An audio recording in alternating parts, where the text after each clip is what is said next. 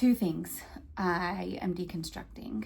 And if they make sense to you, I hope that we can do this together. One thing that struck me yesterday was a saying that may be familiar to you, or maybe not, but train up a child in the way he should go, and even when he is old, he will not depart from it. So you may have heard that before, you may not. If you have heard it, and you don't call yourself a Christian or do or whatever, it doesn't necessarily matter.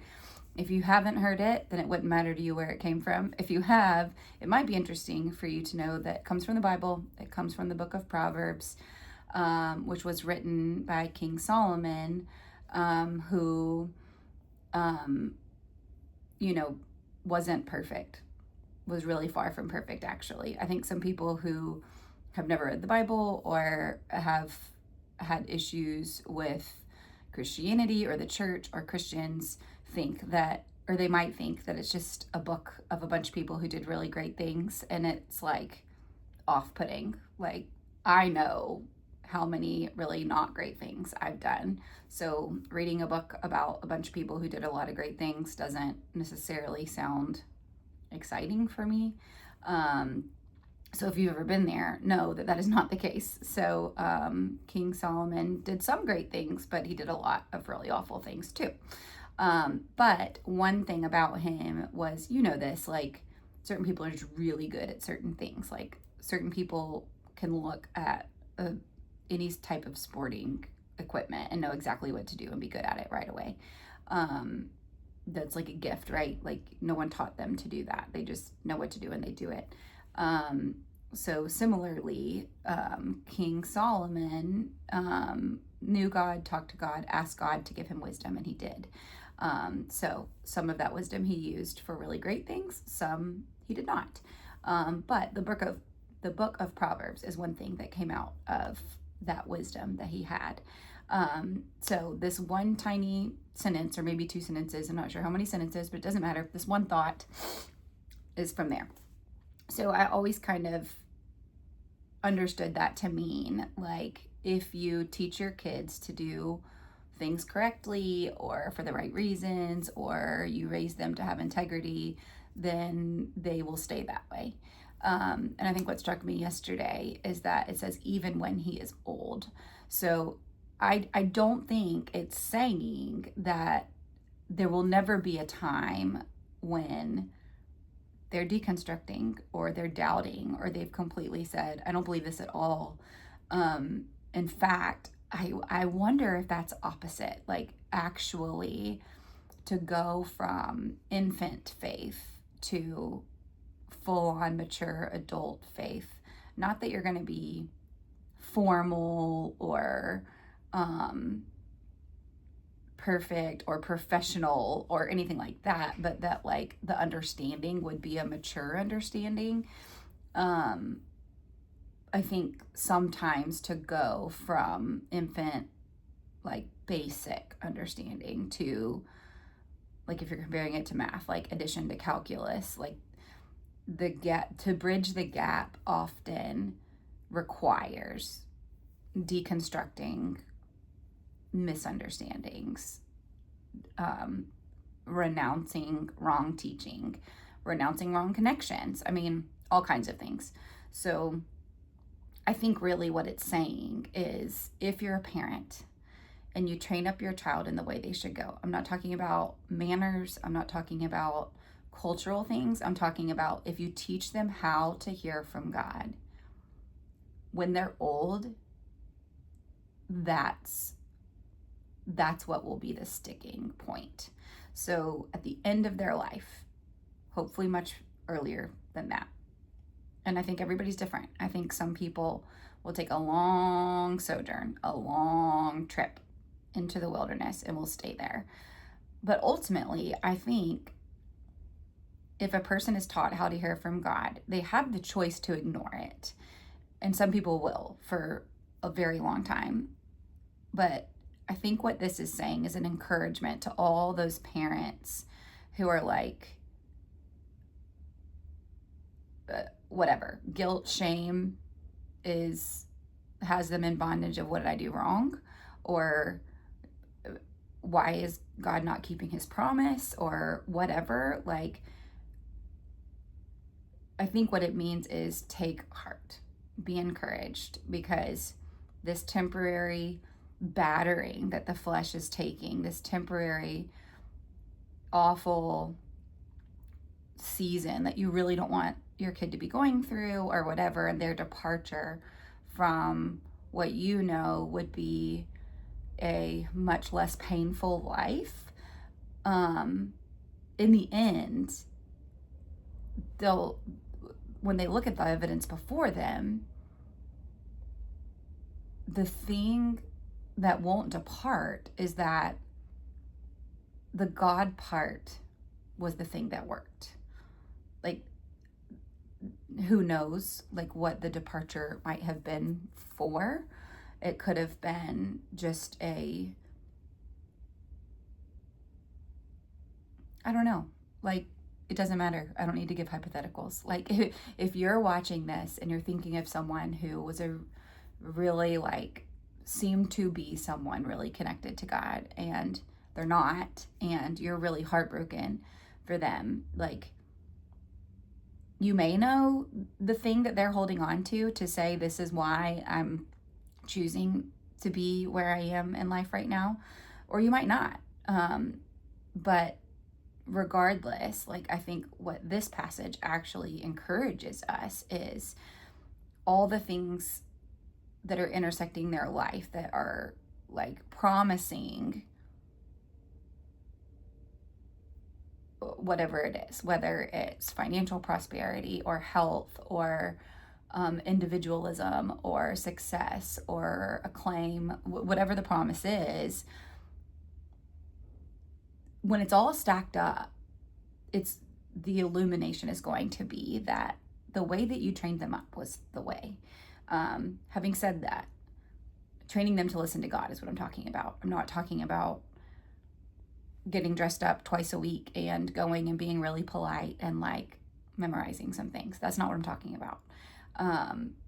So just, if you're a parent and you are discipling your kids, I think this is an encouragement too, because it's like, keep doing that because the likelihood of them doing that perfectly their whole life is low. So don't be discouraged on the days that it feels like it's pulling teeth. Like, treat it like brushing their teeth. Like, just, it's good for them. It's better than anything else for them. So teach them to be disciplined in going to God and hearing from him.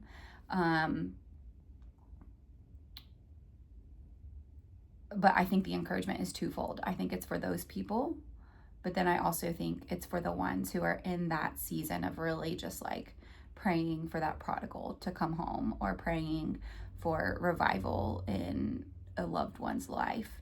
Don't stop praying for that. But also, if it doesn't happen,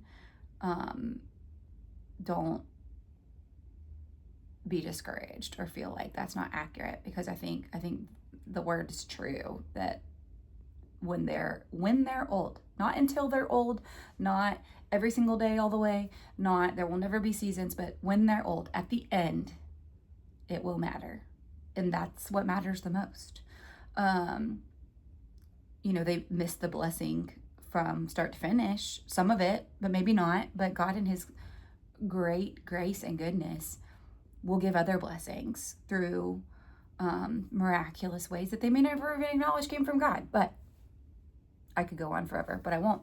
And then the other thing that's kind of related is praying bold prayers. So I, in the last couple weeks, just got really convinced that I would pray for easy things so that I wouldn't be disappointed. And then if they didn't I wouldn't be disappointed if they didn't happen. And I could, like, reason with logic that something else was supposed to happen and it was just as good. And then also, like, if it did happen, And it's a pretty easy thing. I can be like, oh, look what God did. Great. Thanks, God. I appreciate that. I'm not saying that's wrong, but what I got convicted of, if you want to use that word, but whatever, something that was explicitly revealed to me was I was not praying bold prayers, which meant I didn't necessarily believe that God would do bold things. So I would pray for things that like logically could happen, but I wouldn't pray for things that seemed impossible. And I think it was just an indication of like what I believed he would do or could do, or maybe even on a deeper level, what he wanted to do. Like maybe I believed that he really wanted to keep that problem there because I deserved it. Like my actions deserved that, but that's not his nature. Like his nature isn't what I do gets me a reward or gets me a consequence. His nature is he wants to reward me no matter what because he loves me so much. And what I do is more a response to that than the other way around, like him responding to me. That might be confusing, but I'm going to leave it there. But I don't know. I felt like it was important for me to share that because like there's been something in my life for a long time that I've really wanted to change. And I've kind of just like given a softball, like change this, but if you don't, I know you're working on it. And like, there's always heaven, like it'll be perfect in heaven. And yes, true. But like really God just like knocked my socks off one day last week and was like, I'm going to do it. I'm going to do it on earth. I'm not waiting until heaven. It's not going to be fixed then. You're going to see this fixed. And I waited on purpose so that all of your kids would know it happened, that they would be old enough to remember this is what happened before. And we remember the instant it changed. And with the human nature of the problem, it would be impossible for the earth or humans to deliver that kind of change in an instant. But he just told me, like, that's what I'm going to do. So stop giving me these softballs. Stop. Like, he wasn't impatient or mad. This is my voice, not his. But to me, like, I'm like, duh, what am I doing? Like, I've been, like, sort of praying, but not really. Mostly just saying, like, it's probably not going to happen, but I wish it would. I was saying wishes. I wasn't proclaiming hope or faith that something could happen. So now my prayers totally changed. So I won't even go to details about it, but like if you find yourself doing those kind of softball prayers, like more just saying things that you know are true and just kind of like asking, like, if you will, great, but if not, it's okay. Almost like giving God permission to like not answer your prayer. Like, I don't know, I'm making fun of myself here. Like, that's kind of weird. And like, I think I'm like, Lainey, like, that's dumb. Why did you pray like that? But of course, God in his goodness isn't saying that. He's saying, okay, daughter, let's go. Like, deconstruct that way of praying. Let me reconstruct it this way and watch and see what happens. So, anyway, I don't know if this is helpful or whatever. And I thought these two were unrelated, but I think they're related. So if you've got somebody that you've trained up and they've departed, pray some bold prayers and see what he says. But anyway, happy deconstructing, happy reconstructing. I hope you have a good day.